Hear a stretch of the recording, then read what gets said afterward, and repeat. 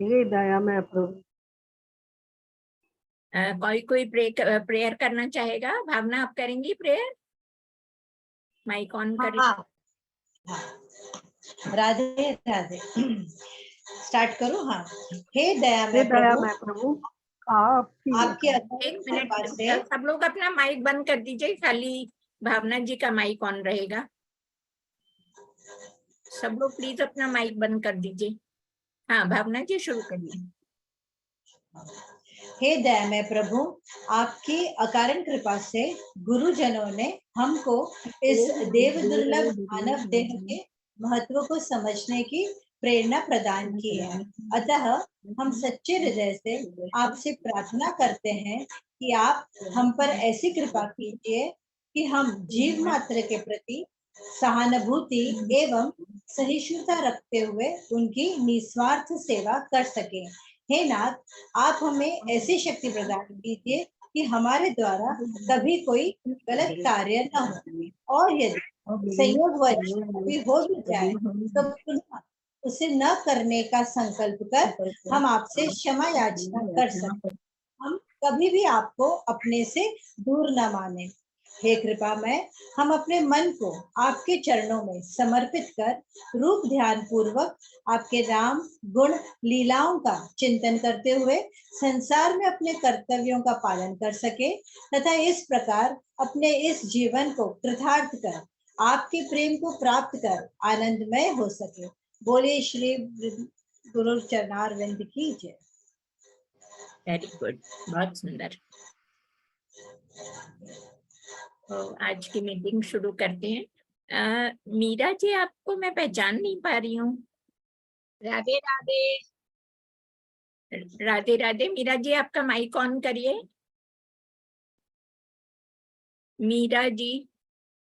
मीरा जी है क्या? मीरा आपका माइक ऑन करिए प्लीज। मीरा आप मेरी सिस्टर होगी, मेरी सिस्टर का नाम मीरा है। ओके, तो वही होंगी। हाँ, तो उनका फोटो मेरे को नहीं दिख रहा। होगा आपके में भी, ठीक है, चलो कोई बात नहीं। चलिए, अब लास्ट टाइम हम लोगों ने क्या क्या किया था, कोई बताना चाहेगा? लास्ट टाइम क्या क्या पॉइंट्स कवर किए थे हम लोगों ने? किसी को कुछ याद है? मैंने तो राधे राधे, मैंने तो वीडियो देखा आंटी और पॉइंट्स लिख लिए क्योंकि मैं अटेंड नहीं कर पाई थी तो। लेकिन इंटरेस्टिंग सेशन था, अच्छा था, आपने बहुत अच्छे से समझाया। एक तो ये बात कि जो अपने भाग्य में है वो भोगना ही है, तो तुम इसके, और ये मांगने की जो आदत है वो तभी मिटेगी जब हम ये समझ जाएंगे कि भाई जो हम जो पहले कर चुके हैं तो वो सब अभी इस जन्म में हमको भोगना ही है।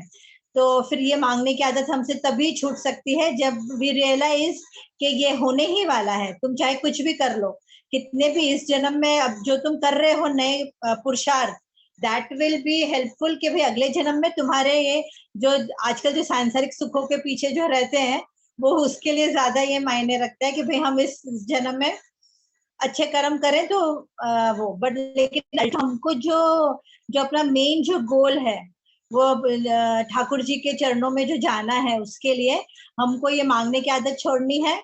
और एक और पॉइंट, ये जो स्टोरी से जो आपने बताई, एक तो विक्रमादित्य की स्टोरी मैंने लिख के रखी है, और एक जो कभी भी एस्ट्रोलॉजर से कुछ भी कभी राय नहीं लेते थे, तो उससे ये बात समझ आई कि जो अपने भाग्य में है, जो कर चुके हैं वो होने ही वाला है। चाहे तुम राजा हो या कुछ भी है, वो तुमको भोगना ही पड़ेगा। तो एक दो तीन चीजें ये एक तो समझ आए, और एक ये कि हाँ, लास्ट में एक ये जो आपने जो तीन वो बाण के और जो उसके जो उदाहरण जो बुक से आपने जो बताया कि तो ये पता चला कि बाण वो हमारे भाग्य है जो हमको भगवान ने इतने सारे जो जन्मों के जो कलेक्ट करके इस जन्म में भुगतने के लिए दिए हैं। और जो उसका जो वो तरकश है, दैट इज वो हमारे पिछले जन्मों की जो कर्म है, जो सारे स्टोर करके। आपने एक वर्ड बोला कि स्टॉक, तो वो मैंने याद रखा कि वो हमारे स्टॉक है जो हमारे इतने जन्मों के कर्म है। और धनुष है, that is the karma which we are going to do in this janma, हमारा पुरुषार्थ। राइट। तो ये, हाँ, तो ये सब चीजें मैंने बहुत सुंदर तरह से आपने अपने नोट्स बनाए हैं और उसका चिंतन किया है। एक्चुअली सबको ऐसे ही करना चाहिए, पूरे पॉइंट्स लिखना चाहिए और चिंतन करना चाहिए।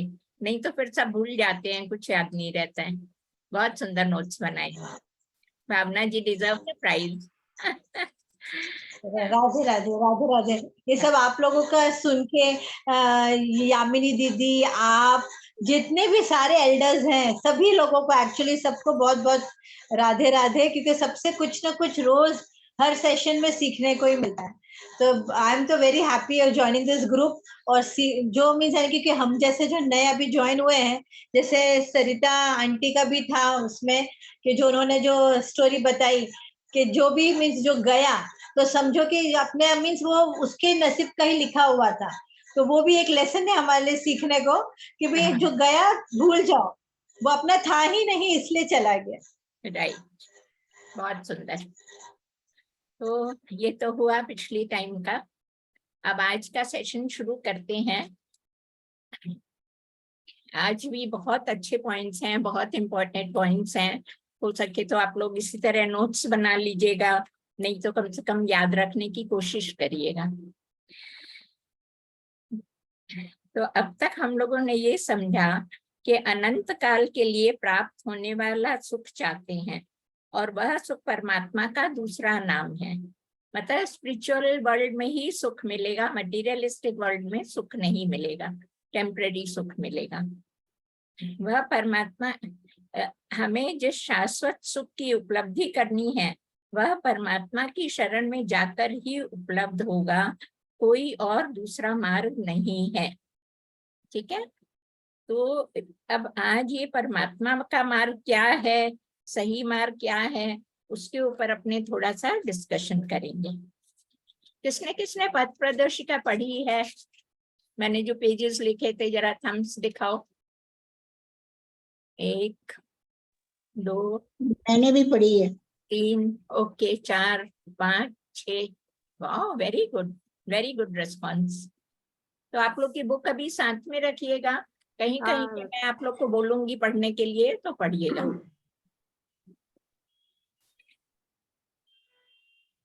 एक बार उद्धव, हाँ प्लीज अभी माइक बंद कर दीजिए। उद्धव जी महाराज ने एक बार भगवान श्री कृष्ण से प्रश्न किया कि हम दुनिया में, आज की दुनिया में हम देखते हैं कि तमाम मत ममांतर प्रचलित हो गए हैं। जो आते हैं वो अपनी अपनी बात सुनाते हैं, तो क्या सब सही है या उनमें से कुछ सही है, कुछ गलत है? भगवान ने उत्तर दिया कि मैंने अपनी वेद वाणी में अपनी प्राप्ति के लिए सीधे सीधे सरल से सरल मार्ग बता दिए थे, लेकिन लोगों ने उसका अपनी अपनी बुद्धि के हिसाब से अलग अलग इंटरप्रिटेशन कर लिया, अलग अलग उसकी व्याख्या कर ली है। इंटरप्रिटेशन का जो फर्क होता है उससे अर्थ अलग अलग हो जाया करता है। जैसी आपकी बुद्धि का स्टैंडर्ड होगा वैसे ही आपकी ग्रास्पिंग पावर रहेगी, उसी प्रकार से आप अर्थ लगा सकेंगे। तो अब आज ये जो अपने बातें कर रहे हैं ना, ये दो चीज हैं, एक तो कर्म कांड होते हैं और एक भक्ति मार्ग है। ठीक है ना, एक रिलीजियस फील्ड है और एक स्पिरिचुअल फील्ड है। तो दोनों में जो है ना हमारी समझ का फर्क होता है। कोई भी चीज सब अपने अपने पॉइंट ऑफ व्यू से देखते हैं। तो भगवान ने भी कहा कि भाई मैंने एक मार्ग बता दिया आप लोगों को, लेकिन अब जिसकी जैसी बुद्धि है वो उसको ऐसे समझता है। तो इससे कनेक्टेड अब एक दो स्टोरी पढ़ेंगे। पेज नंबर 11 है, भावना जी आप पढ़ेंगे पेज नंबर 11 में लास्ट पैरा। राधे राधे। एक बार एक स्त्री थी, बड़ी सत्संग परायण थी, भावुक थी, लेकिन उसका पति सत्संग में कभी नहीं जाता था। अपने पति से उसने एक दिन कहा, चलो आज तो संडे है, छुट्टी का दिन है, सवेरे सवेरे सत्संग होता है, तुम्हें ऑफिस नहीं जाना, चलो थोड़ी देर तुम सत्संग में चले चलो। तुम्हारे लिए मैं इतना काम करती हूँ, मेरी खुशी के लिए कम से कम एक बार चलो, दोबारा नहीं कहूंगी। अच्छा लगे तो दोबारा चलना, वरना मत चलना। भगवान का नाम तुम्हारे कान में पड़ेगा, 4 अच्छी बातें पड़ेंगी, कुछ भलाई होगी। अब पत्नी के कहने से पति चला गया सत्संग में। पति महाशय बड़े कंजूस थे, चमड़ी जाए पर दमड़ी न जाए, उनका ऐसा सिद्धांत था। बाई चांस उस दिन महात्मा जी ने बहुत सी बातें बताई, उनके साथ ही दान की बड़ी महिमा बताई। इस कलयुग में दान के समान कोई दूसरा पुण्य कर्म नहीं होता। दान जो करता है उसको 10 गुना होकर के अगले जन्मों में मिल जाता है।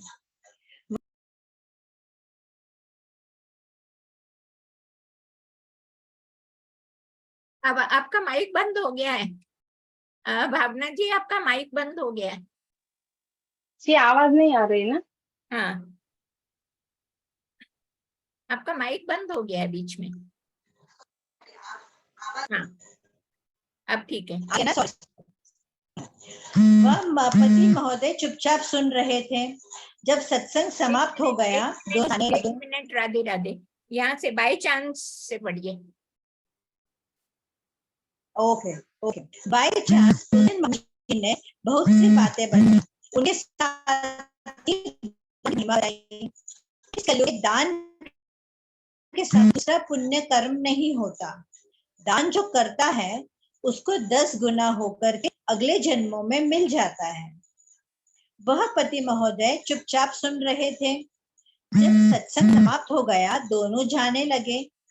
तो स्त्री ने पूछा, कहो क्या लगा तुम्हें सत्संग? तो पति ने कहा, मैं तो आज के प्रवचन से इम्प्रेस हुआ हूँ। स्त्री बड़ी खुश हुई। एक मिनट भावना जी, इनको आपकी वॉइस क्लियर महात्मा जी का कुछ बीच में कोई डिस्टरबेंस हो रहा है, आपकी वॉइस क्लियर नहीं है। शायद फैन की। आपका माइक बंद कर दीजिए। शीला जी, आप पढ़िए। शीला जी, माइक ऑन करिए आपका।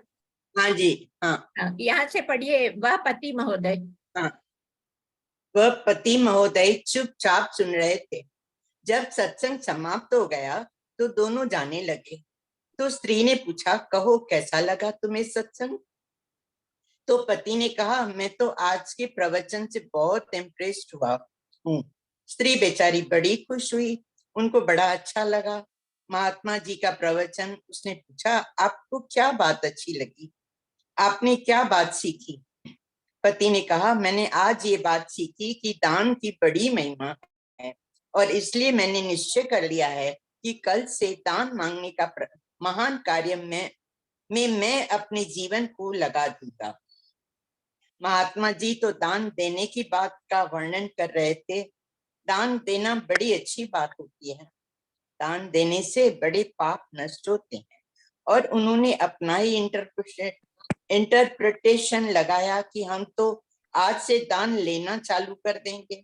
यही महात्मा जी ने सिखाया है। बात एक बोली जाती है, उसको आप कैसे ही समझ लीजिए। राधे राधे। एक बार राधे राधे।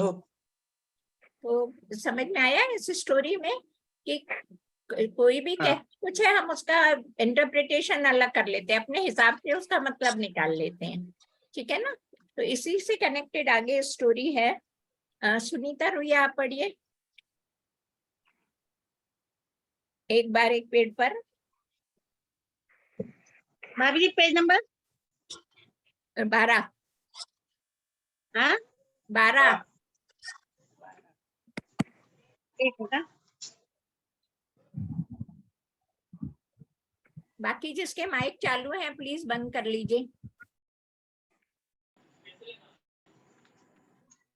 भाभी जी बुक नंबर 1 में है क्या? अरे यार, आप तो सो रही हो लगता है। कुसुम भाभी जी, आपके हाथ में बुक है? आप पढ़िए। बुक नंबर 3 की बात चल रही है। एक बार एक पेड़ के ऊपर एक चिड़िया बोल रही थी। उधर से एक महात्मा जी आए, थके हुए थे, पेड़ के नीचे बैठ गए। चिड़िया अपनी मस्ती में बोल रही थी। इतनी देर में एक आदमी आया, वह भी धूप से व्याकुल था, थक करके उस पेड़ के नीचे विश्राम करने लगा। गर्मी के दिन हो, धूप में कोई चलकर आता हो, पसीना बहता हो, बड़ी देर से छांव न मिली हो, सर छुपाने को जगह न मिली हो और उसे एक छायादार वट वृक्ष मिल जाए तो कितना सुख मिलता है, यह वह यात्री ही जानता है। तो वह ठंडी छाया में आकर बैठ गया। चिड़िया बोल रही थी। उस समय आदमी ने कहा, आहा हा, देखो चिड़िया कितनी अच्छी बात बोल रही है। महात्मा जी बैठे थे। उन्होंने सोचा, रामचरितमानस में लिखा है, खग जाने खगी के भाषा। पक्षी की भाषा तो पक्षी ही समझ सकता है, और यह आदमी कहता है चिड़िया अच्छा बोलती है। महात्मा ने पूछा कि भैया क्या तुम चिड़िया की भाषा समझते हो? तो वो बोला, हाँ हम समझते हैं। तो बोले, बताओ क्या बोल रही है? यह बेचारा किराने की दुकान में सामान बेचता था। आप जो काम सारा दिन करते हो वही दिमाग में घुमा करता है, उसी विचार का अभ्यास हो जाता है। जब रात को सोते हो ना, तो जो दिन भर में विचार होता है वही आपके सपने में प्लस माइनस होकर दिख जाता है। जो सोने से पहले आखिरी विचार होता है वही सुबह उठकर सबसे पहले ध्यान में आया करता है। विश्वास नहीं हो तो एक्सपेरिमेंट करके देख लेना। राधे राधे। अब नेक्स्ट 14 नंबर पेज का वहां से पढ़िए। तो वह बेचारा। तो वह बेचारा कहने लगा, चिड़िया बोल रही है, नॉन मिर्च अदरक। महात्मा जी ने कहा, अच्छा चिड़िया को भी समझता है नॉन मिर्च अदरक? और वह तो अपनी थकान मिटा कर गया। इतनी देर में दूसरा आदमी आ गया। इसका शॉर्ट में बोल दूं क्या? नहीं, ये पढ़ लीजिए। अच्छा, संत अपनी मस्ती में वहीं पड़े रहे। चिड़िया अपनी वही भाषा बोल रही है, उसे एक ही भाषा आती है। इसने चिड़िया की भाषा को सुना और कहने लगा, आहा देखो चिड़िया कितनी अच्छी बात बोल रही है। महात्मा जी ने कहा, अरे दिखाई पड़ता है लंका में सब 52 गज के हैं। महात्मा जी ने उससे पूछा, क्यों भैया, तुमको भी चिड़िया की भाषा समझती है क्या? बोले, हाँ। महात्मा ने कहा, जरा बताओ तो पक्षी क्या बोल रहा है? यह पहलवान था, कुश्ती लड़ता था, बॉडी बिल्डर था। इसके दिमाग में दिन रात यही घूमता था कि कितने दंड लगाऊं, कितनी बैठक लगाऊं, कितनी कसरत करूं ताकि मैं कुश्ती में जीत जाऊं। तो यह कहने लगा, चिड़िया कहती है दंड बैठक कसरत, दंड बैठक कसरत, दंड बैठक कसरत। महात्मा जी ने सोचा, एक आया वो कहता है नॉन मिर्च अदरक, दूसरा कहता है दंड बैठक कसरत, चिड़िया को भी दंड बैठक कसरत समझता है, और वह भी चला गया। थोड़ी देर में तीसरा आदमी वहां आकर बैठ गया। चिड़िया तो वही कह रही है। यह कहने लगा, अरे अरे देखो चिड़िया कितनी मीठी बोल रही है, कितनी अच्छी बात बोल रही है। महात्मा जी ने सोचा कि अब ये भी चिड़िया की भाषा को समझने वाले आ गए, जरा पूछे तो इनके हिसाब से चिड़िया क्या बोल रही है। महात्मा जी ने पूछा, क्या बोल रही है चिड़िया? अब ये भगवान का भक्त था। नेक्स्ट पेज 16 पे। यह तीसरा व्यक्ति। हाँ, यह तीसरा व्यक्ति सीताराम का भक्त था। सदा उनकी आराधना करता था, उन्हीं के विचार में मग्न रहता था। वह कहने लगा, महाराज ये चिड़िया बोल रही है राम सीता दशरथ। अच्छा, चिड़िया को पता है कि राम सीता दशरथ कौन है? महात्मा जी विचार करते हैं कि चिड़िया तो एक ही बात बोल रही है, लेकिन एक कहता है चिड़िया बोल रही है नॉन मिर्च अदरक, दूसरा कहता है दंड बैठक कसरत, और तीसरा कहता है राम सीता दशरथ। भगवान श्री कृष्ण कहते हैं, उद्धव जी महाराज, मैंने अपनी वेदवाणी में अपनी प्राप्ति के सीधे साधे सरल मार्ग बता दिए थे, लेकिन जितनी खोपड़ियां होती है उतने उतने प्रकार की विचारधाराएं हो जाया करती है, इसलिए तमाम मत मतांतर प्रचलित हो गए संसार में। राधे राधे। समझ में आया स्टोरी सबको? ये चीज वही होती है, हम अपना अपना अलग अलग उसका पर्सपेक्टिव होता है, अलग अलग इंटरप्रिटेशन कर लेते हैं। तो इसी तरह से जितने भी रिलीजन होते हैं, जितने भी कर्म कांड होते हैं, उनका भी हम इसी तरह से अलग अलग इंटरप्रिटेशन करते हैं। इसलिए धर्म करो, अगर अच्छे काम नहीं करोगे तो तुम्हारा मानव जीवन ऐसे ही व्यर्थ चला जाएगा। दूसरों ने कहा है कि धर्म की गति बड़ी सूक्ष्म हुआ करती है। क्या अधर्म है आपको मालूम ही नहीं पड़ेगा। तो अपने करते हैं ना धर्म में, उसमें भी कहाँ कब अधर्म कर लिया वो मालूम नहीं पड़ता है। इसमें भी स्टोरी है एक। हाँ स्टोरी तो है, ये नहीं पढ़ेंगे अभी स्टोरी, थोड़ा आगे बढ़ते हैं।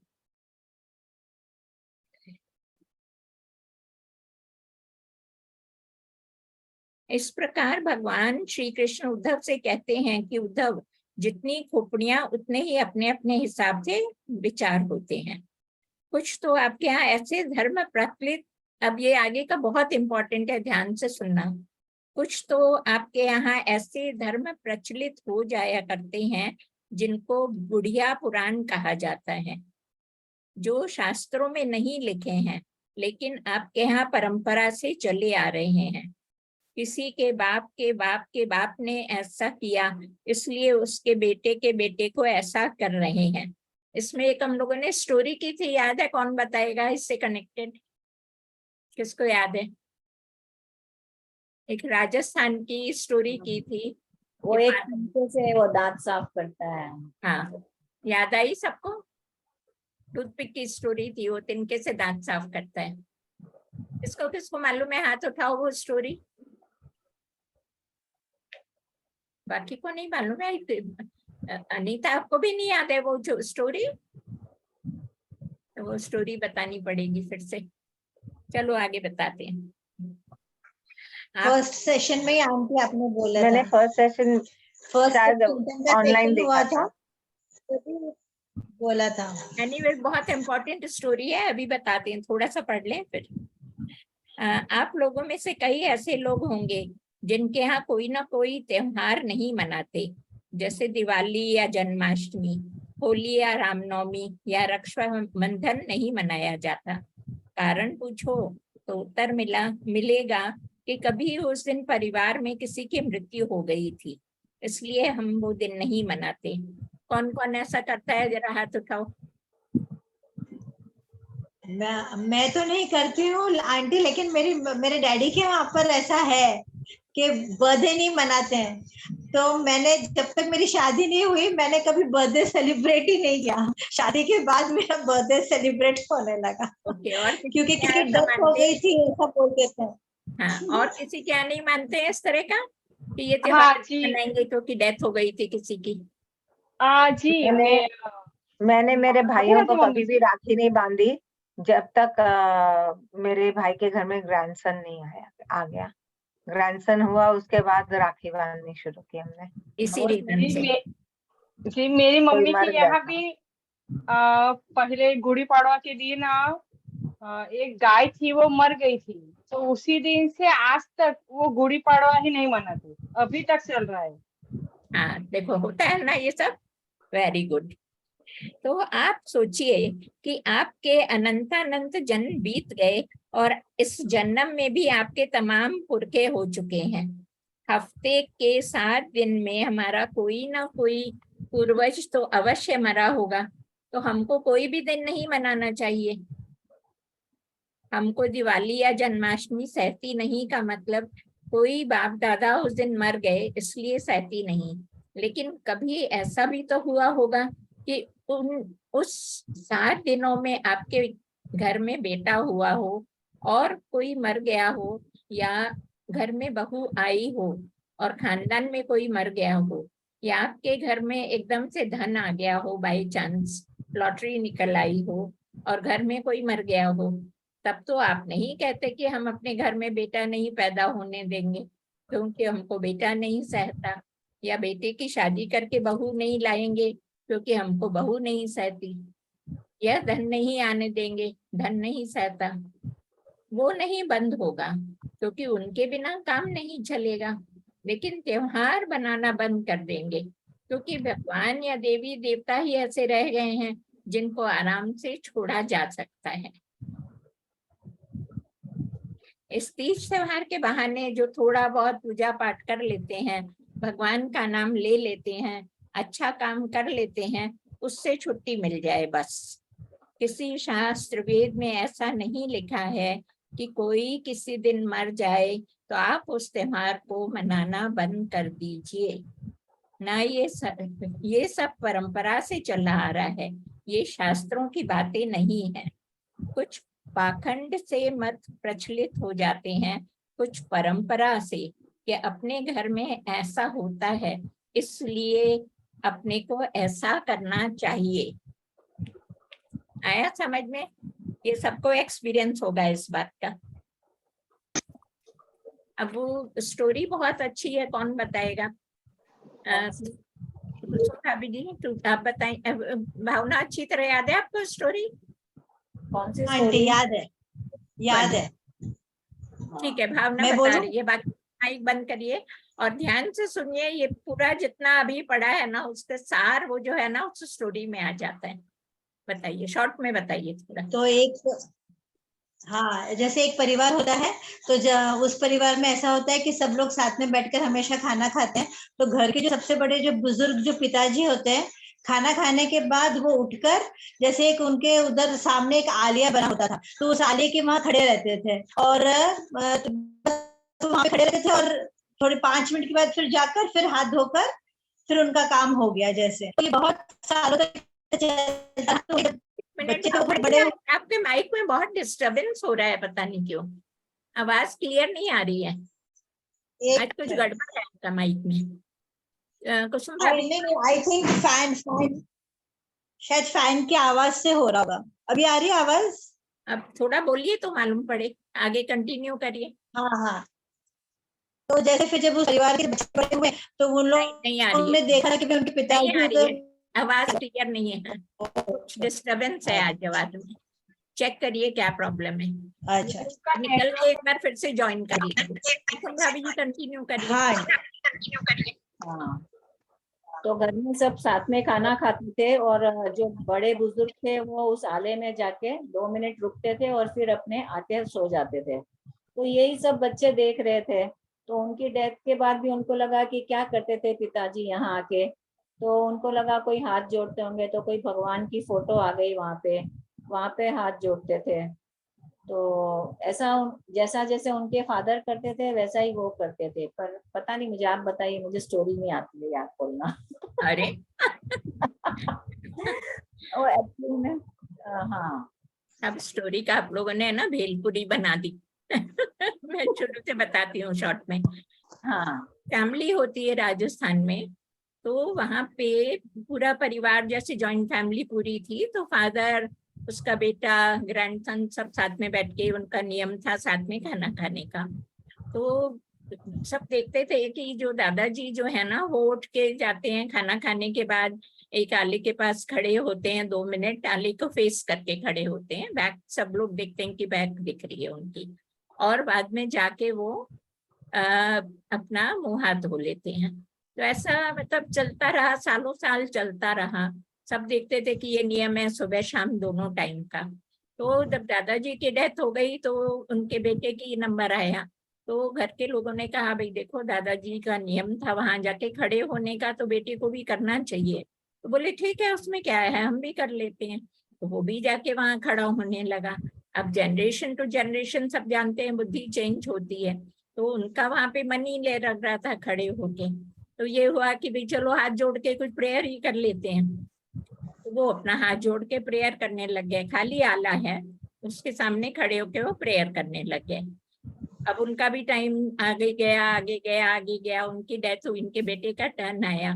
तो बेटे का टर्न आया तो ये हुआ कि भाई तुमको भी करना चाहिए, दादाजी करते थे पिताजी करते थे तो तुमको भी करना चाहिए। बोला ठीक है मैं भी खड़ा हो जाता हूँ। अब वो आले के सामने खड़ा हुआ तो उसका हाथ जोड़ने में मन नहीं लगे, सामने खाली आला, हाथ जोड़ने में मन नहीं लगे। तो वो बोला कि चलो यहाँ पे फोटो ही रख देते हैं भगवान की, तो कम से कम प्रेयर करेंगे तो ये तो होगा भगवान की प्रेयर कर रहे हैं। तो वहां पे एक फोटो रख दी गई। अब वो उसका नियम वैसे चलता रहा। तो बाई चांस एक दिन बहुत एल्डरली दादाजी के एज के उनके फ्रेंड घर पे आए। तो उन्होंने जब ये देखा तो बोले ये तुम लोग क्या करते हो, ये कौन से तुम्हारे देवी देवता हैं, यहाँ क्या है ये जो मैं देख रहा हूँ सुबह शाम तुम लोग वहां खड़े होके करते हो कुछ। तो बोला कि ये तो हमारे दादाजी के टाइम से ऐसा ही हो रहा है इसलिए हम लोग कर रहे हैं। बोले दादाजी के टाइम से तो मैंने भी देखा हुआ है उनको, उनको तो यहाँ पे तब तो यहाँ कुछ नहीं था आले में। तो बोले नहीं नहीं वो वहां खड़े होके कुछ करते थे। तो बोले वो क्या करते थे पता है तुम लोगों को? बोले नहीं हमको नहीं पता है क्या करते थे। तो बोले वहां पे उन्होंने एक छोटा सा तिनका रखा हुआ था और उससे वो अपने दांत में से जो भी अटक गया होता है वो निकालते थे, और फिर तिनका वहीं रख देते थे कि सुबह शाम कहाँ ढूंढने जाएंगे। तो वो कोने में एक तिनका रखा रहता था, उससे सुबह शाम दांत साफ करते थे और अपना आगे के मुंह हाथ धोते थे। तो अपने यहाँ भी यही है, आज किसी से पूछो, अपनी मम्मी से पूछो, दादी जी से पूछो कि भाई क्यों करते हैं ये चीजें, बोलेंगे बस करते थे ना कर लो बस। तो किसी को भी रीजन नहीं मालूम है क्या करते थे क्यों करते थे, बस जब मैं छोटी थी और झगड़ा करती थी ना मम्मी से, अपनी मम्मी से कि मम्मा आप बोलते हो कि राखी नहीं मनाएंगे, मेरे 2 भाई है और आप मेरे को राखी नहीं बांधने देते उनको, मैं बहुत झगड़ा कर देती। तो मम्मा बोलते थे कि अच्छा जा मंदिर में राखी रखिए तो कन्हैया को बांध दे। नहीं, लेकिन वही मैं कह रही हूँ, ये सब चीजें हम लोग करते आ रहे हैं, लेकिन बात नहीं था, सोचते नहीं किसी है भी कि चीज क्यों में ऐसा कर रहे हैं। जैसे अभी पीरियड्स के लिए भी बोलते हैं ना कि नहीं करने का, छुआछूत नहीं करने की। मेरी मम्मी मेरे को ऐसे बोलती थी, लेकिन मैं उनको बहुत क्वेश्चन करती थी, पहले आप मुझे रीजन बताइए, पहले आप मुझे रीजन बताइए क्यों नहीं करने का। उनके पास जवाब नहीं था, मेरे को वो जवाब सिर्फ हमारी गुरु मैया से मिला। सही बात है एकदम। तो समझ में आ गया, ये पॉइंट समझ में आया ना। ये बुढ़िया पुराण कहो या रीति रिवाज फॉलो करने की प्रथा जो है ना, वो हम लोग, और हम लोग किस डर, जो मन में डर बैठा है ना एक, कि ये नहीं करेंगे तो कहीं कुछ गड़बड़ ना हो जाए।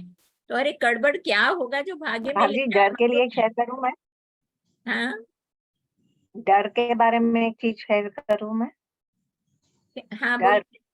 हाँ, तो हुआ ये कि माँ ने ना, हम लोग यात्रा में थे माँ के साथ, तो माँ 84 कोस की यात्रा में, तो माँ ने रखा था राधा रानी का के वहां पर भंडारा। हम लोग बरसाने पहुंचने वाले थे उस दिन, तो माँ तो ऊपर नहीं आए बरसाने, लेकिन हमको बोला कि वहां पे मैंने भंडारा रखा है तो चले जाना। तो हमने बोला हाँ। तो उसमें हम लोग कम से कम 10-15 पंजाबी लेडीज और हमारा करवा चौथ का फास्ट। तो हुआ ये, सब लोग बोले कि अरे माँ हमारा फास्ट है। माँ ने एक बार खाली बोला कि जिसको भंडारा रखा है, जिसको खाना है खाओ, जिसको नहीं खाना है मत खाओ। एक दिन उपवास में, एक बार उपवास नहीं रखोगे तो क्या फर्क पड़ जाएगा, हर साल तो रखती हूँ।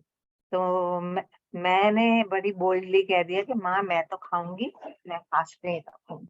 माँ ने बोला देख ले, बाद में कुछ हो गया तो बोलना मत कि मेरे फास्ट रखने के कारण हुआ, करके नहीं रखा इसलिए हुआ। बोला नहीं माँ, आपने बोल दिया तो कुछ नहीं होने वाला और मैं नहीं फास्ट रखूंगी, मुझे तो भंडारा खाना है। और वो दिन गया, आज का दिन गया, मैंने फास्ट भी नहीं रखा और कुछ हुआ भी। दूसरी जगह भी ये बात है, जब मैं पहली बार माँ के प्रवचन सुनने गई, दूसरे दिन माँ ने मुझे समझा दिया कि मैं जीवात्मा हूँ।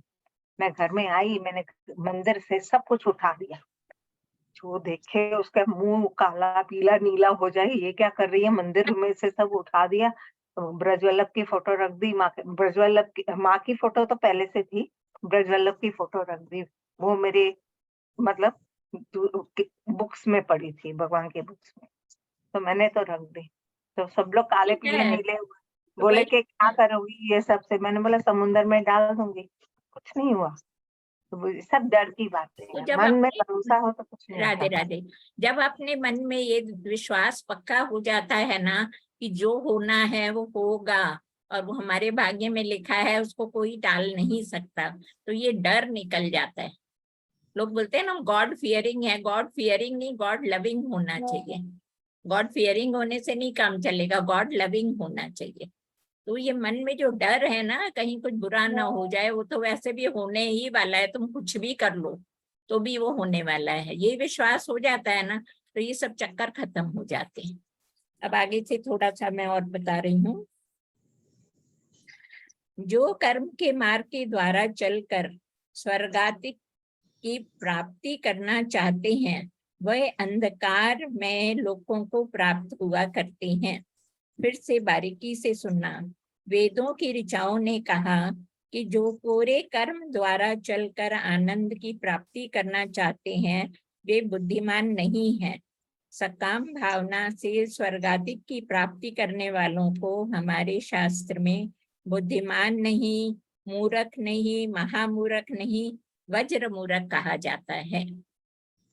मतलब इसका ये है कि हम ये सोचते हैं अच्छे अच्छे कर्म कर लेंगे हमें स्वर्ग मिल जाएगा, सकाम भावना से। सकाम भावना हुई ना, हम दान इसलिए करते हैं कि भाई हमें अगले जन्म में इसका 10 टाइम्स मिलेगा या कुछ होगा। तो ये इस तरह की जो फीलिंग रखते हैं ना, वो वज्र मूर्ख होते हैं।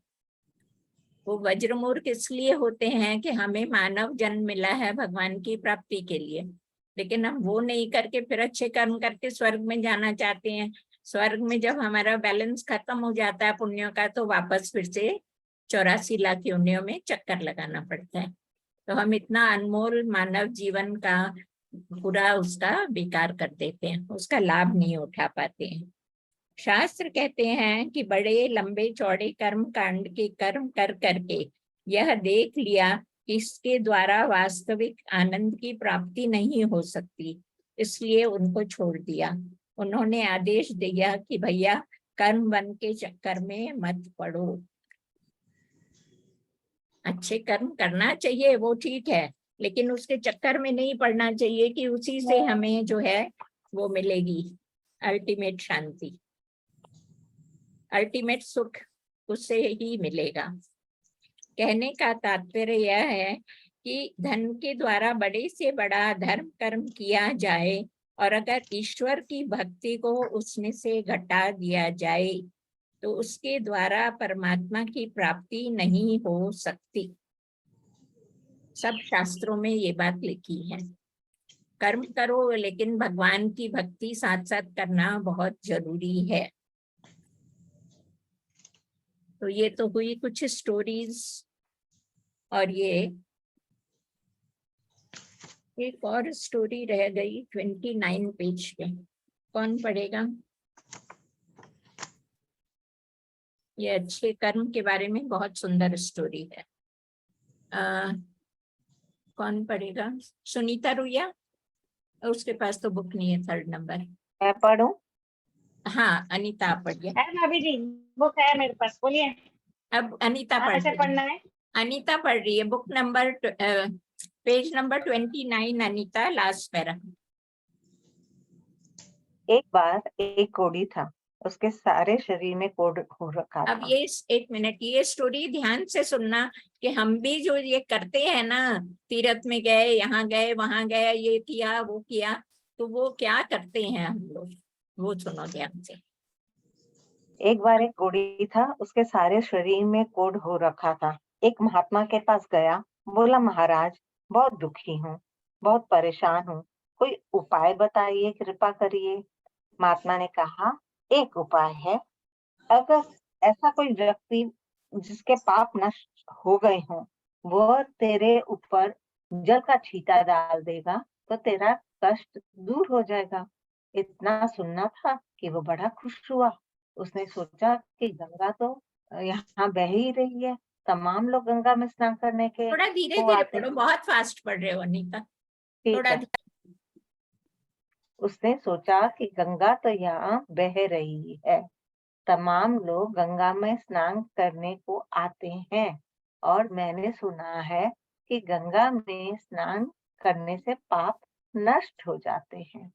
मैं वहां जाकर बैठ जाऊंगा जहां से सब गंगा जी में नहाकर आते हैं और वहां आवाज लगाऊंगा कि जो निष्पाप हो गया हो वह मेरे ऊपर जल छिड़क दे। कोई भी जल छिड़क देगा और मेरे कष्ट दूर हो जाएंगे। बैठ गया। सवेरे सवेरे 4 बजे जाकर गंगा के किनारे पर वहां आवाज लगाने लगा कि भैया जो निष्पाप हो गया हो वो मेरे ऊपर जल डाल दे, मेरा कोढ़ दूर हो जाए। बड़े बड़े कर्मकांडी पंडित जाते, स्नान करके आते, उनकी लुटिया में जल भी रहता था, लेकिन उसकी बात सुनते और निकल जाते थे। सैकड़ों आदमी आए और निकल कर चले गए। किसी ने भी साहस नहीं हुआ उसके ऊपर जल डालने का। क्यों?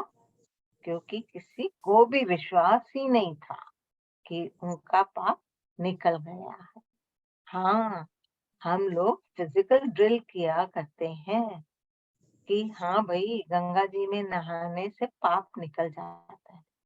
बेचारा सुबह से शाम तक बैठा रहा, किसी के ने उसके ऊपर जल नहीं डाला। कई दिन बीत गए। एक दिन वो वहां बैठा हुआ था, इसी प्रकार से आवाज लगा रहा था। एक गांव का भोला भाला अंगूठा छाप आदमी आया। उसने सुना कि ये आदमी कह रहा है कि जो निष्पाप हो गया हो वो मेरे ऊपर जल डाल दे। उसने कहा कि मैं अभी तो अभी तो मैं पाप में युक्त हूँ, लेकिन गंगा जी में स्नान करके आता हूँ तो मेरे पाप सब धुल जाएंगे। मैं उसके ऊपर जल डाल दूंगा और इसका रोग दूर हो जाएगा। वो स्नान करके आया और जल लेकर डाल दिया उसके ऊपर, और संत की वाणी थी तो उसका रोग दूर हो गया। क्यों? क्योंकि उसने विश्वास कर लिया कि मैंने गंगा जी में स्नान किया है, मैं निष्पाप हो गया हूँ। अस्तु केवल शरीर को गंगा जी में डुबाने से पापों की निवृत्ति असंभव है। इसी प्रकार धर्म को खाली बहिरंग रूप से धारण करने से हमारा काम नहीं बनेगा।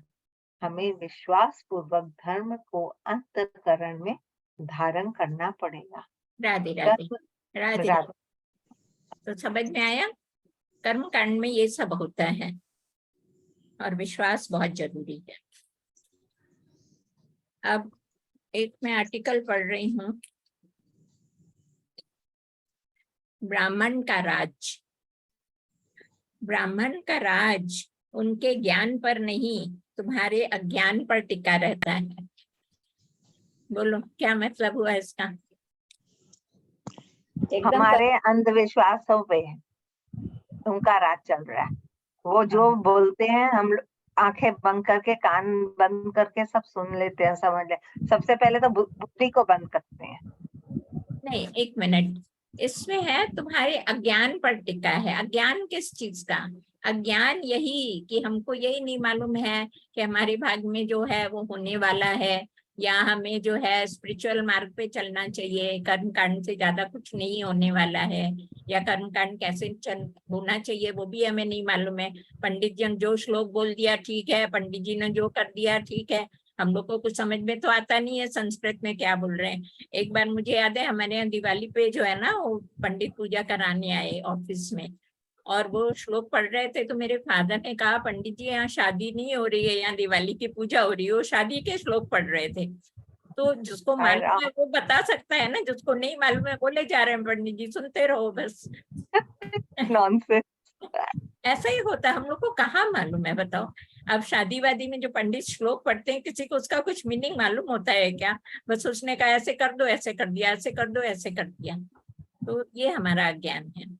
दूसरा हमारा ज्ञान ये है कि रियल बात हमें मालूम ही नहीं है कि सच्चा सुख कहाँ मिलेगा। हम जो भी कर रहे हैं वो क्यों कर रहे हैं, बस पंडित ने कह दिया ये करना है तो कर दिया बस।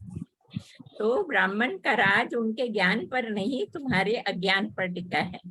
ब्राह्मण तुमसे पेड़ पुजवा सकता है, पत्थर पुजवा सकता है, धरती, आकाश, जल, अग्नि, वायु, चौखट, तस्वीर, लोहा, ईंट, पशु, पक्षी, जो कुछ भी चाहिए वो तुमसे पुजवा सकता है। और ये सब एक अनपढ़ ब्राह्मण ने आपके पढ़े लिखे IAS, IPS, वकील, मजिस्ट्रेट, इंजीनियर, डॉक्टर से करवाया है।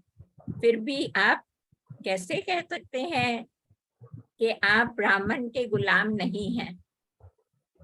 है ना फैक्ट ये बात? ये कहाँ से पढ़ा भाभी जी आपने? कहाँ से पढ़ा मतलब, हमारे पास बहुत कलेक्शन है, आप चिंता मत करो। सब ठाकुर जी भेजते रहते हैं। क्यों, बोलिए। ये सबको मालूम होना चाहिए। मैंने कहा ऐसे कोई स्पेशल बुक है तो ले। नहीं, ये बुक नहीं है, व्हाट्सएप का आर्टिकल है एक। Okay okay. जब भूकंप आने वाला हो, चाहिए तो मैं इसकी फोटो डाल दूंगी ग्रुप में, आप लोग प्रिंट आउट निकाल लेना। बहुत पढ़ने लायक चीज है ये। हाँ, बहुत अच्छी लगी मुझे भी। सुनिए, आगे सुनिए, अभी तो बहुत कुछ बाकी है। जब भूकंप आने वाला हो तो उनको पता नहीं होता। जब सुनामी का तूफान आने वाला होता है तो उनको पता नहीं होता। जब ट्रेन पलटने वाली या लड़ने वाली हो तो उन्हें पता नहीं होता। जब नोट बदलने वाला हो तो उन्हें पता नहीं होता। जब अपने देश पर हमला होने वाला हो तो उन्हें पता नहीं होता।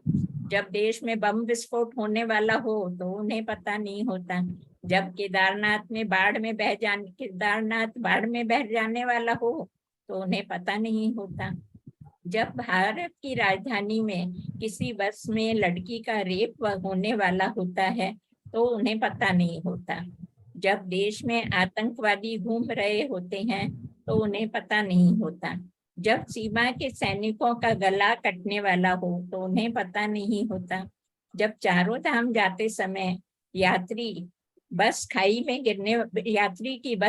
में गिरने वाली हो तो उन्हें पता नहीं होता। जब कोई प्लेन लुप्त होने वाला होता है तो उन्हें पता नहीं होता। जब बारिश होने पर बिजली कड़कने वाली हो और किसी के ऊपर गिरने वाली हो तो उन्हें पता नहीं होता। इनको केवल यह पता होता है जो संभव नहीं। ठीक है, इनको केवल मतलब वो सब बातें उनको पता नहीं है, उनको पता क्या होता है जो संभव नहीं। जैसे किसी पर ग्रह नक्षत्र, दोष, पिछले जन्म का पाप, मरने के बाद स्वर्ग दिलाना, माता पिता को मरने के बाद बैठाना, बच्चे को 27 में पढ़ना, यदि सभी अंधविश्वास मनगढ़ंत बातें जिनको पिछले जन्म की और स्वर्ग की जानकारी हो वे ये सब क्यों नहीं जानते? इसलिए नहीं जानते क्योंकि सब देखे जा सकते हैं, हकीकत जाना जा सकता है। आया समझ में? पंडितों के चक्कर में पड़ने में ये होता है। ठीक है, फैक्ट है कि नहीं है? फैक्ट है। फोटो भेजना भाभी। हाँ भेज दूंगी। सबको चाहिए कि ग्रुप में डालूं कि खाली भाभी जी को भेज दूं? मुझे पढ़वाना है। मुझे भी चाहिए भाभी। ग्रुप में हाँ? डाल दीजिए। पे डालिए। जी ग्रुप में डाल दीजिए। ओके, ग्रुप में डाल दूंगी। ये बहुत काम की चीज है। एक तो हम लोग एस्ट्रोलॉजी के चक्कर में पढ़ते हैं, दूसरे पंडितों के चक्कर में जो पढ़ते रहते हैं। ठीक है, अब बहुत इंपॉर्टेंट पॉइंट्स में पढ़ रही हूँ कि धर्म और आध्यात्म, रिलीजन और स्पिरिचुअलिटी में क्या फर्क है। समझ में आया? आज हम लोग वही बात कर रहे हैं ना, कर्म कांड और इसकी। तो रिलीजन और स्पिरिचुअलिटी में क्या फर्क है, धर्म और आध्यात्म। क्योंकि हम लोग ये जब डिफरेंस मालूम पड़ेगा ना तभी हम लोग सही मार्ग पकड़ पाएंगे, नहीं तो उसी दोनों में अटके रहेंगे हम लोग। धर्म बहुत सारे हैं परंतु आध्यात्म एक है। कौन एक्सप्लेन करेगा ये पॉइंट को?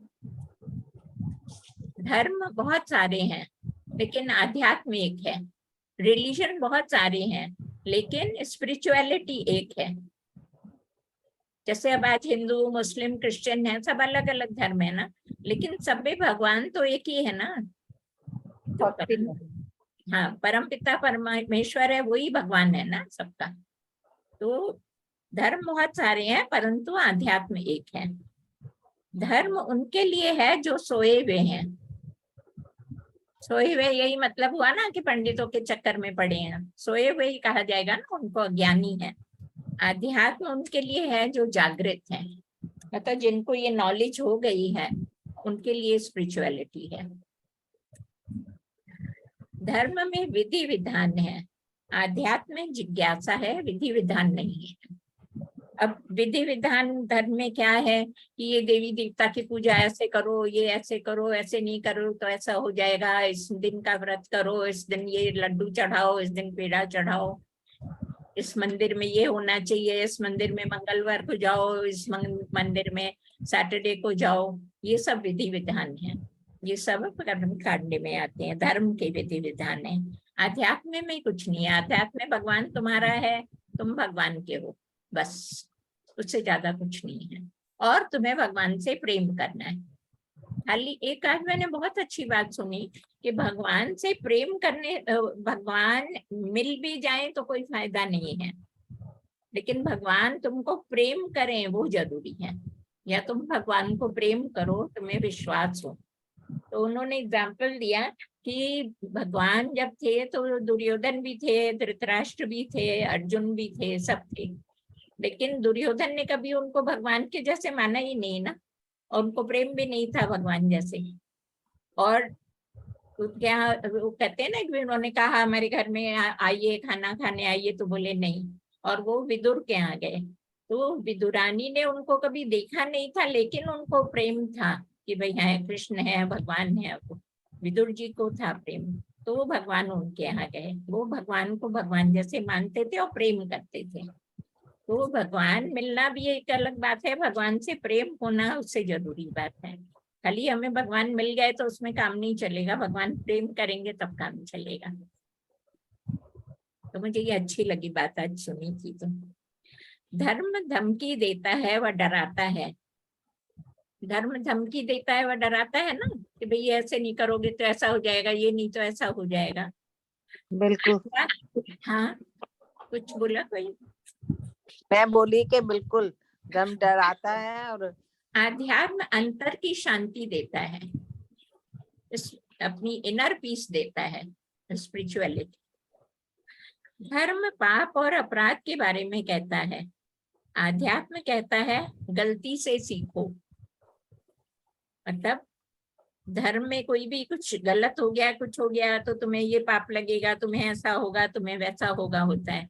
और आध्यात्म में ये रहता है गलती होती है, सबसे हो जाती है, लेकिन उससे सीखो, आगे मत करो उसको। धर्म में कई प्रश्न करने का व्यवधान नहीं है, आध्यात्म प्रश्न करता है।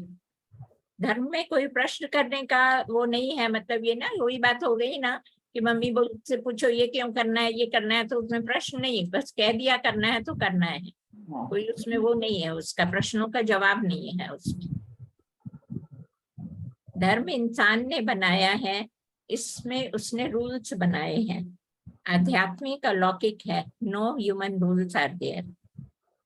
धर्म धार्मिक किताबों के आधार पर है, आध्यात्म परमात्मा को सब किताबों में देखता है।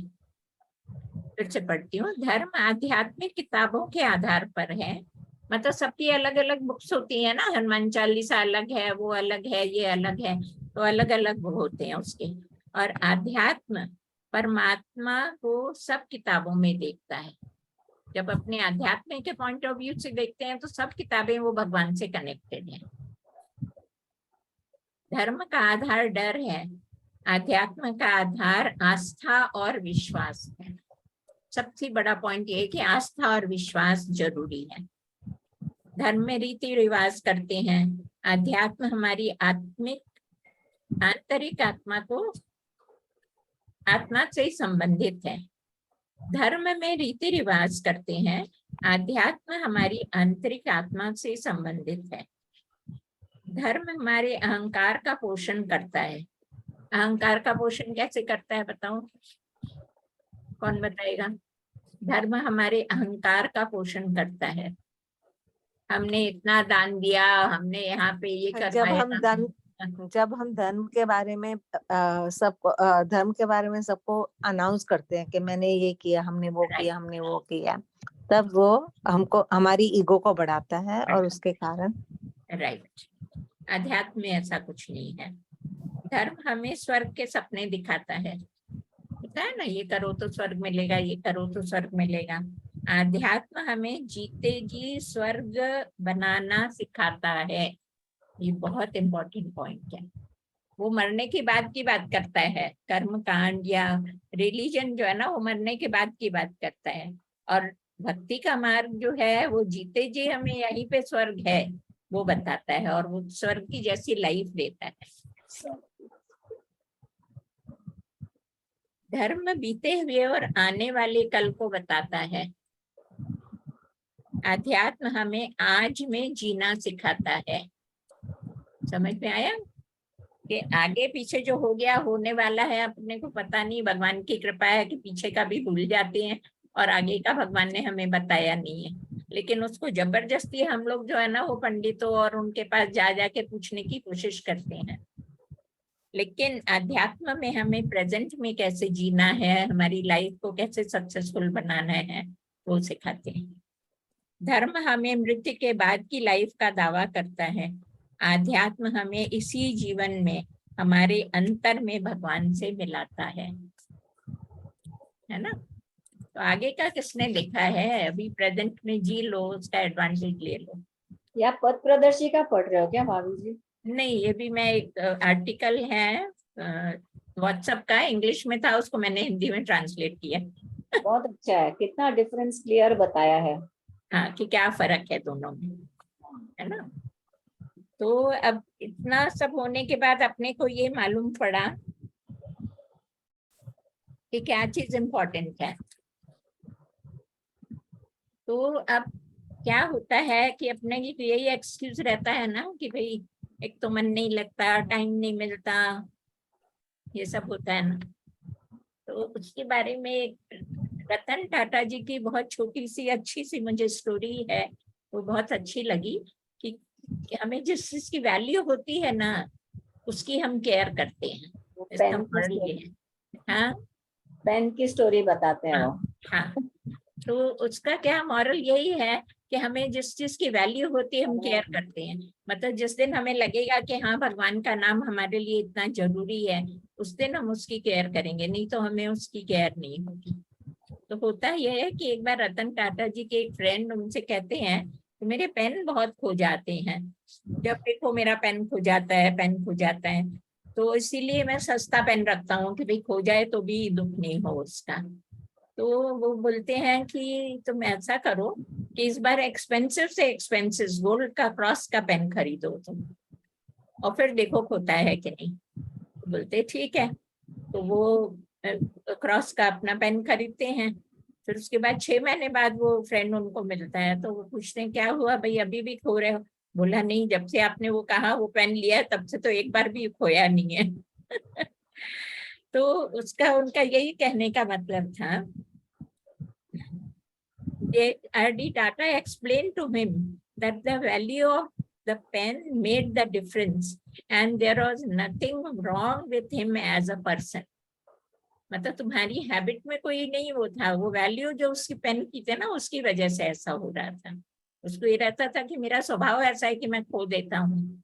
तो बोले कि नहीं, वो बात नहीं है, वो वैल्यू कितनी उसकी समझ में आई ना तब तुमने नहीं खोया उसको।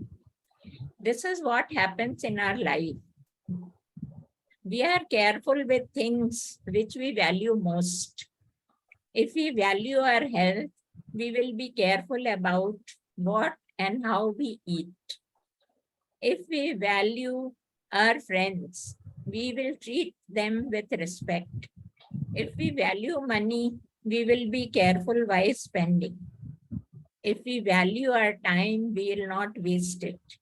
If we value relationship, we will not break it. Carefulness is a basic trait all of us have. We know when to be careful. Carelessness only shows what we don't value. तो इसी प्रकार हमको सत्संग व अपने जीवन के परम लक्ष्य की जब वैल्यू हो जाएगी, हम अपना अनमोल मानव जन्म यूं ही नहीं गंवाते रहेंगे। स्टोरी से टाइम है 2 मिनट का। हाँ बोलिए। एक ये वैल्यू के ऊपर जो आपने बोला, एक मुझे बहुत अच्छी बात याद आ रही है। हाँ, कि जब भी अपना लॉकडाउन था तो मैं सबके घर में सब बंद थे, सब आना जाना, सबको काम की सब तकलीफें थी। तो मैं ऊपर से देखती थी, हमारे गली के उधर के हमारा खुद का एक कचरे वाला था, वो बराबर आता था। तो मेरे को लगता था कि अगर ये 1 दिन 2 दिन नहीं आ जाए तो हम लोगों को घर में कितनी तकलीफ हो और हम लोग ये मतलब रह नहीं पाए, इतना कूड़ा का बांस आए। तो वो हमारे दरवाजे पे आता ही था। तो पहले भी वो मेरे को नीचे मिलता था ना, तो मेरे को नमस्ते बोलता था। मैं बोलती नमस्ते मत बोलो, राधे राधे बोलो। तो उसको बहुत वो लगता था। तो दरवाजे पे आया ना, एक दिन मैं कचरा दे रही थी तो मैंने उसको बोला थैंक्स। तो वो एकदम ऐसे पका गया, बोले अरे आप क्यों हमको बोल रहे। मैंने बोला नहीं, आपकी बहुत इम्पोर्टेंस है और आप इसलिए। तो उसने एक मेरे को बहुत अच्छी स्टोरी सुनाई। वो स्टोरी उसने ये सुनाई खुद के ऊपर, हरिजन के ऊपर। मैंने कहा आप लोगों के तो आगे, नाम के आगे पहले ही हरि लगा हुआ है, तो आप लोग तो बहुत हमारे लिए बहुत इम्पोर्टेंट हो। तो उसने स्टोरी ये सुनाई कि एक रानी थी, राजा रानी थे। वो रानी थोड़ी सी घमंडी थी। वो मतलब अपने आप को पूरे राज्य में, मतलब मैं ही बड़े राज्य की रानी हूँ ऐसे समझती थी। तो उसने एक बार बहुत बड़ा यज्ञ रखा। तो यज्ञ किया तो उसके यज्ञ में इतने पंडित और सब थे विद्वान। पर बाधा बहुत आ रही थी, वो बार बार रुक जा रहा था, उसका खंडित हो रहा था। तो उसने वो पंडितों से और सबसे पूछा कि ऐसा क्यों हो रहा है। तो वो लोग बोले कि आप, और उसने पूरे राज्य में बोल दिया था कि जितने लोग हैं, छोटे बड़े घर के जितने भी हैं, सब लोग यहीं प्रसाद खाएंगे, खाना खाएंगे। तो वो फिर भी यज्ञ उसका पूरा नहीं हो रहा था। तो उसने बोला कि ऐसा क्यों है। तो पंडित ने बोला अभी भी आपके राज्य में एक जना भूखा है, आप उसको ढूंढिए। बोले ऐसा नहीं हो सकता। बोले नहीं है। तो उसने अपने सिपाहियों को सबको भेजा कि जाओ पता करो कि कौन भूखा है, कौन रह गया है। तो वो उनको भेजता है, उसके सिपाही लोग सब जाते। तो एक कुटिया में एक बुढ़ा आदमी, गरीब इंसान रहता है। तो उसको बोला अरे तुम नहीं आए, राज्य में इतना बड़ा भोज है, यज्ञ, तुम क्यों नहीं आए। बोले नहीं नहीं मैं नहीं जाऊंगा, रानी जी का अपमान होगा। बोले ऐसे कैसे बोल रहे हो, रानी जी ने सबने बुलाया है, बहुत बहुत अच्छी है ये वो। तो फिर उसको जबरदस्ती लेके आते हैं। अब उसको भोजन करने के लिए बिठाया जाता है, बड़ी सी थाली देते हैं, उसमें बहुत सारे व्यंजन होते हैं, मीठा नमकीन खाना, बहुत सारा खाना होता है। तो वो क्या करता है, वो सबको मिला लेता है, इकट्ठा करके मिला देता है। उधर रानी खड़ी होती है, वो बोलती अरे कितना बेवकूफ है, कितना खराब इंसान है कि इसको कोई खाने की वैल्यू नहीं है, इसको कोई रस ही नहीं है, इसको कोई स्वाद ही नहीं है, ये क्या जाने इतना अच्छा राजश्री भोजन, ये क्या जाने इसको, मतलब ऐसे कर। वो चुप रहता है, वो खा लेता है। रानी खड़ी रहती, तो वो बोलता है रानी मुझे एक बात आपको बोलनी है। बोले हाँ हाँ बोलो क्या है। तो वो बोलता है रानी आपने सही देखा कि मैंने मिला के खाना खाया, बट पालक की सब्जी में नमक नहीं है, आप खा के देख लेना। तो रानी, और वो आंखों से अंधा होता है, उसको दिखाई नहीं देता, पर उसको स्वाद होता है। तो वो रानी फिर चेक करती है, तो वाकई में उसके पालक की सब्जी में नमक नहीं होता है। और किसी ने नहीं बोला, बट उसने बोला। तो वो उस खाने को इतनी इम्पोर्टेंटली खा रहा था कि भाई मेरे को इतना आदर करके बुलाया गया है, तो मैं वो खा रहा हूँ। तो मेरे वो कचरे वाले ने यही बोला कि बोले हम लोगों को नीचा माना जाता है। बोलते हमारी कम्युनिटी में भी हम खाना खाने जाते हैं, तो हम लोग हमारी थाली पहले लेके जाते थे, कि पहले भी अपने लोगों में भी होता था, उनको हमारे बर्तन में नहीं खाना दिया जाता था। हाँ वो लोग अपने बर्तन लाते थे, उसमें ही हम लोग परोसते थे। तो वो इंसान आज भी मिलेगा, उसकी वाइफ भी मेरे को मिलती तो हमेशा राधे राधे बोलती। पता नहीं क्यों अंदर से मेरे को इतना अच्छा लगता है, इतना अच्छा लगता है कि। और उसने मेरे को खड़े होकर बोले आपको भाभी मैं एक बात सुनाता है। मेरे को इतनी वो स्टोरी अच्छी लगती है कि आपको क्या पता है, बहुत अच्छी लगती है इस स्टोरी। स्टोरी का मॉरल क्या हुआ? मॉरल यही हुआ ना कि हम लोग अपने घमंड में रहते, उसने उसको बुलाया, गरीब को बुलाया। उस क्यों बुलाया, उसका स्वार्थ था, उसका यज्ञ नहीं पूरा हो रहा था, उसने बुलाया। और फिर बुलाया, वो कैसे भी खाए, उसने उसके ऊपर ऐसे घृणा से देखा कि देखो कैसे कर रहा है, कैसे मिला मिला के खराब तरीके से खा रहा है। एक होता है हम लोग चम्मच से खाते हैं, टिकट से खाते हैं, वो कैसे मिला मुलू के खा रहा है। हाँ, तो उसने उसका भी वो किया, तो भी अपमान किया तुमने एक तरह से। अपमान किया, तुमने अपने आप को वहां पर भी ऊंचा रखा। तो ऐसे नहीं है, आज वो हरिजन है तो हम बराबर ही हैं उसके। अपने लोग कैसे ऊपर से उनको देंगे, ये करेंगे, तो ये भावना हमारे लिए नुकसानदायक है, हमारे लिए अच्छी नहीं होती है। लेकिन वो कर्म कांड में तो वही आता है ना, कर्म कांड ही हो गया ना ये। तो ये करो वो करो, सब वही आता है कर्म कांड में। कर्म कांड में यही हो स्पिरिचुअलिटी गया। में कभी नहीं आता है ये सब। हाँ सब में भगवान है, स्पिरिचुअलिटी में तो सब में भगवान है, वो अपने कहते हैं ना सब में भगवान का रूप है। वो हाँ, फर्क है दोनों में। उसको चलो, अपना स्वार्थ था ना कि भाई मेरा यज्ञ पूरा हो जाए, हाँ इसके लिए। चलो, बहुत Thank अच्छा हुआ। और इसकी रिकॉर्डिंग भी हम डाल देंगे, हो सके तो फिर से सुन के, जैसे भावना जी ने नोट्स बनाए हैं ऐसे बनाएंगे, तो चिंतन होता रहेगा उसका, अच्छी तरह याद हो जाएंगे सब पॉइंट्स। ठीक है, और किसी को कुछ पूछना है? नहीं तो मीटिंग बंद करें। बोलिए श्री वृंदावन बिहारी लाल की जय, श्री ब्रजवल्लभ लाल की जय, अलबेली सरदार की जय, गिरिराज धरण की जय, श्याम सुंदर श्री महाराज, जय जय श्री राधे, जय श्री राधे, जय जय श्री राधे। बोलिए गुरु चरणार महाराज, सबको राधे राधे। राधे राधे राधे राधे राधे राधे राधे। राधे राधे। राधे राधे।